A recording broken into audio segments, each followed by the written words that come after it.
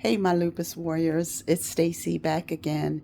Listen, are you dealing with an overlapping disease on top of your lupus diagnosis? If so, I hope this next clip will be of some help to you. If it is, please like, share, and subscribe. Thanks.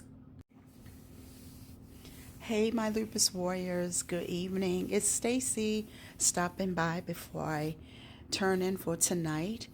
And I just wanted to stop by and talk to you about overlapping disease. Lupus sometimes brings with it these overlapping diseases. So you may have lupus, then you may have rheumatoid arthritis, you may have Sjogren's, and very, very rarely you may, I won't say you will, you may develop pulmonary hypertension. Now, that's what happened to me 17 years ago, and why I stress the importance of knowing your doctor, being your own best advocate, and understanding the specifics of this disease.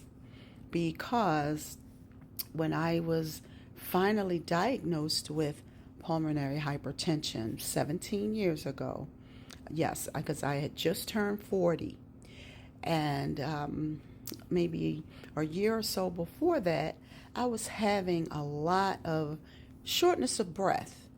I really wasn't that alarmed. I don't know why, but I noticed it a little bit. And when I went to the same rheumatologist that I don't know if any of you remember one of my first videos about choosing, the right doctor, the same one that told me I was going to be permanently disfigured because of my skin, because of this. She was the same one who dismissed my shortness of breath. She dismissed it as exercise induced asthma. And so I kept going back, and I'm like, yeah, I've been working out for years, years and years. And so she said, yeah, it could just be that. So I took her at her word, and I didn't get help. And a couple years later, I went for a job interview, and I got the job, but I had to take a physical. It was for a biotech company, and took the physical and got the call back that I was cleared. However, they needed me to take my chest x-rays to my rheumatologist. Now, by this time, I had left this one. I left her back in the dust, and I had had a referral from another girlfriend who had lupus, and she was so happy about her rheumatologist, so happy about him. So I had started seeing him. So I give him my x-rays, and he calls me with the news that I had the most severe case of pulmonary hypertension. When he showed me the x-ray, it looked like a tree branch was protruding out from my heart. Because pulmonary hypertension, as you can gather, is high blood pressure in the lungs.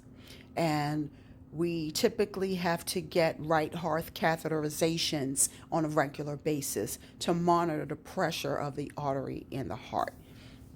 And so by that time, he's looking at me like, I don't know how you made it this far. Well, I know how. It was the grace of God.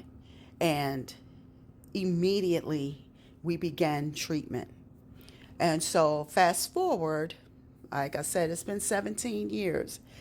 And, my doctors are still like, we don't know how you're able to do All of this exercise, we don't know, because they kept trying to tell me, oh, we just need you to walk, just need you to walk on the treadmill. But my body has been conditioned for exercise. My body has been conditioned for, moderately, I guess, high weight training. So I kept going. Now, that's me. If you have pH, I'm not telling you to do anything. But I'm just saying that this is the reason that we need to be our best advocate.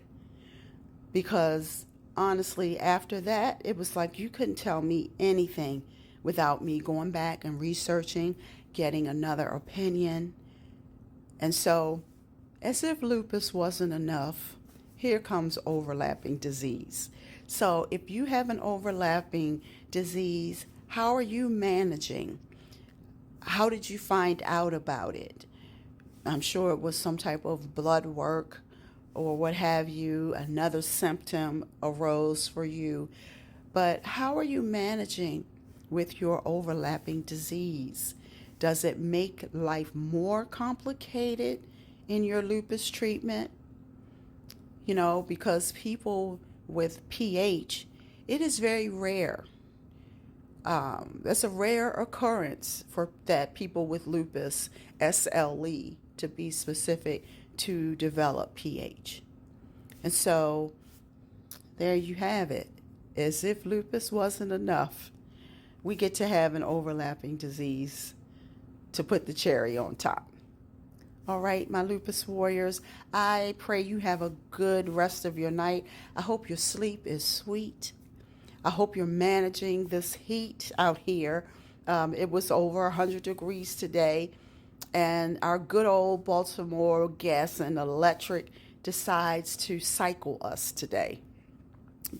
Now, I don't know if you have that in your area, but cycling means they cut down the usage. So we couldn't turn the air conditioner on if we wanted to.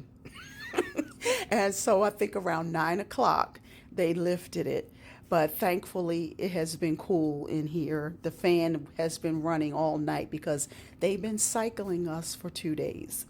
So finally got some relief. So have a great night. I hope something I said was of value to you, and I'll talk to you soon. Have a great one. Bye.